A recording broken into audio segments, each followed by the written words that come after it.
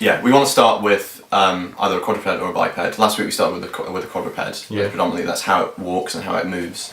So maybe this week we should start with it being a biped. So maybe start from the feet up. Sweet. Okay. And it's standing on two legs, and that's its natural way to walk around.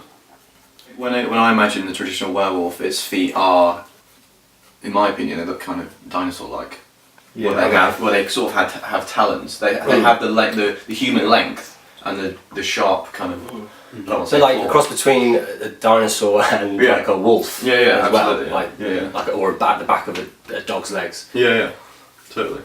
Obviously, if we've got someone on almost like on stilts, there's going to be the issue of how well they can actually move in that costume. If you need to see them going down If they the can corridor, be like a beast when they're on stilts. yeah. Make it more minimal. So he is more of a man than a wolf. Yeah.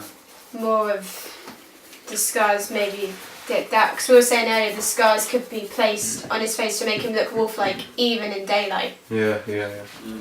Do you imagine him when you were writing the script to ever be standing up? You went in the corridor, for example. I imagined him on all fours because he would Yeah. have to be. He's Yeah. stalking. He's as well. stalking, and also think of the shadows Like a coming through the cat. window. If he was upright, we would see a lot more of him. Initially, in the short story, one of the things was that's how she identified it, because she saw that this thing had tied its hair in places. Sure. Because obviously it was George transforming. So maybe that would be. I always read that as being that Bearded. Ellie had braided it. Like he had transformed and they Yeah, had that's playtime or something Yeah. and she braided That's it. interesting. Rather than. Because he wouldn't transform in a braided beard. He'd have to do that himself. Yeah, of course.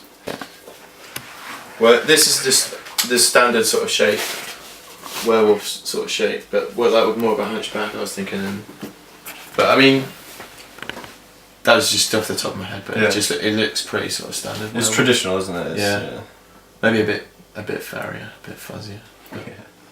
Yeah, so maybe we should do, obviously, that anatomy was great. Yeah. Doing that maybe, but with bringing in the braids maybe, and bringing in certain pieces of clothing in it. The braids, is that just like his hair? Do you still think he should have hair like a human hair? For like me, longer hair around his head? For me, obviously you've got the whole fur thing going on, but then I think what interests me about this one and your idea about bringing in the human hair is it really appeals to me. Because there's a real difference between human hair and fur, really. Yeah. And Sophie was saying about it being quite sort of sweaty. Because it would be. Yeah, I know. That sounds good. So, and the braiding thing was just a new idea from Jamie, really, which is really cool with Ellie.